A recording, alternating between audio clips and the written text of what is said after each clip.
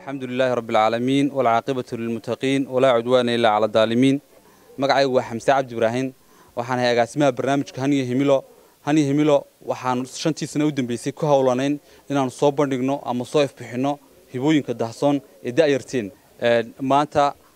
shirkeygan jaraa'id aan halkan ku qabananaa waxa uu daaran yahay cabashadaas oo aan si toos ah u gaarsiinayno qasriga madaxtooyada Jamhuuriyadda Soomaaliland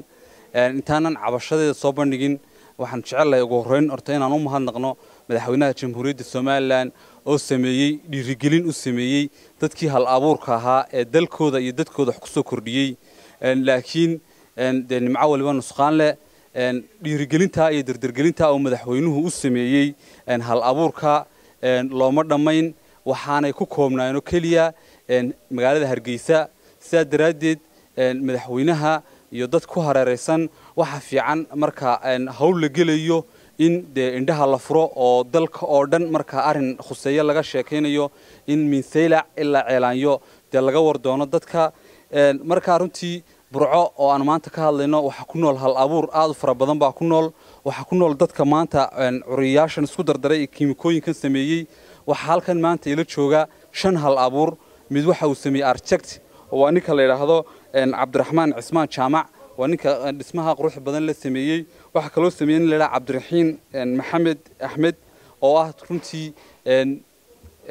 كجولستياشي عن هاني هملو أي الله بقى نبقى كم ده هاين وحكلو شرا لا نمان كلا أو يجون السمية مت سمية بالش أو مجيء صليدا هذا إن أحمد عبد محمد وحكلو شرا سعيد إبراهيم محمد ويسوون السمية صابون سمية بان لا يطير سكوتر دري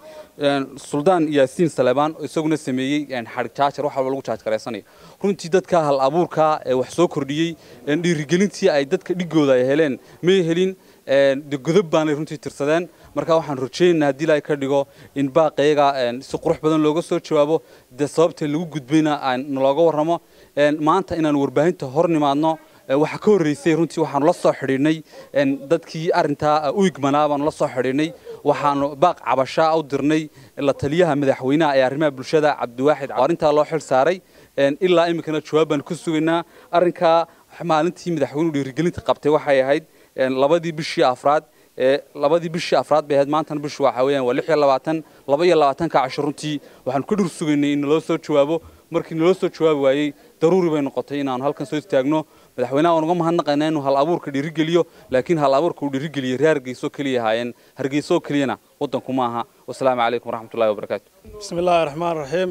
magacaygu waxa weeye waa Suldaan Yaasin Salebaan oo waxa weeyaan aan sameeyay markaas charger waxa weeyaan ku shaqeynaya markaas waxa weeyaan qalab casri ah waxa weeyaan kaasoo aan markaa muddo sameynayay taasina waxay kale waxa weeyaan sababtay markii madaxweynuhu barnaamijkan soo bandhigay uu qabtay taasina markaa waxa weeyaan ku dhalisay in waxa weeyaan waan ka hadlay barnaamijkan Cabdiraxmaan Cismaan Jaamac waxaan sameeyay fooqa iyo waraaqa sawirada aragtaan inta badan waxaan sawraa waxaan u baahanahay madaxweynaha iyo cid kasta ku shaqo leh in naga caawiyaan dhiirigeliyaan wax kasta oo u baahanahay assalaamu calaykum bismillaahir rahmaanir rahiim assalaamu calaykum waraxmatullaahi wabarakaatu magacaygu waa Cabdiraxiim Maxamed Xuseen waxaan ikhtiraacay antivirus oo ku shaqeynaya teknoolajiyada cusub annagu afka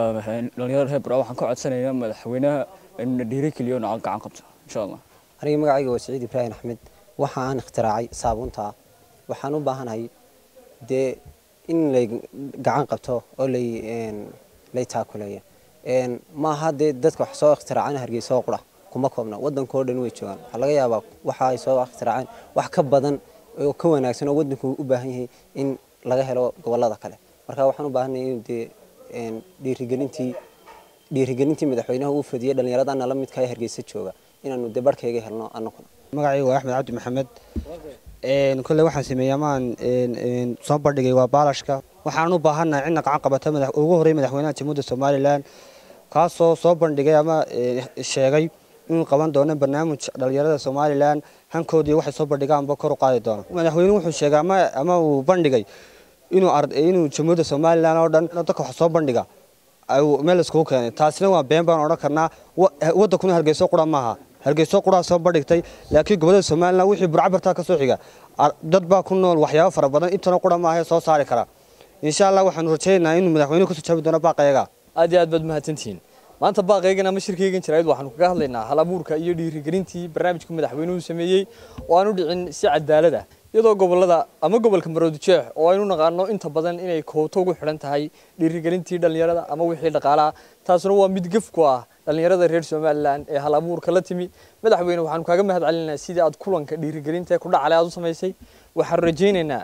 hal abuurkan dhiirigelinta mudan inaad iyagana keento fagaaraha oo madaxweyne dhiirigelintaadi bay tabayaan wixii dhaqaale qaranku ku taageerayana la diyaariyo raggan waxay sameeyeen qaarkood dhismayaal bay sameeyeen waa injineeradii ama ikhtiraacyaashii dalka u soo koreeyay qaarkood waxay sameeyeen difaacyada kombiyuutarka ama antiviruska waxa loo yaqaano oo dunidu maanta ay u baahan tahay hal abuurada tiknoolajiyada casriga ah ku shaqeynaya qaarkood waxay sameeyeen kayd jaajareed ama kaydabeed ama power bank waxa loo yaqaano waxa soo dhan waxay u baahan yihiin hal abuur qaarkood waxay isku dareen cureeyaal oo waxay sameeyeen saabuno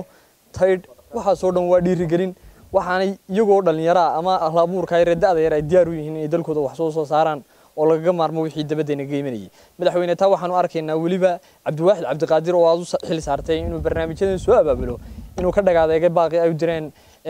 kooxda dhiirigelinta hal abuurka iyo wadaniyada ee haniya himilo waxaan rajaynaynaa madaxweyne markaad baaqa aragto inaad si degdeg uga soo jawaabto annagu uma baahnin oo kaliya inaad gobolka Togdheer qaabisho waxaan u baahannahay oo dhiirigelin noqonaysa dhalinyarada gobol walba iyo degmo walba hal abuurka la yimi inaad keento fagaaraha oo ay ka mid noqdaan dadka dhiirigelinta madaxweynaha helay barnaamijka hore dhalinyarada lagu soo casuumay mid cadaalad u dhacay ma ahayn waxaan madaxweyne kaaga mahadcelinaynaa sidaad u qaabishay annagana inaad noo qaabili doonto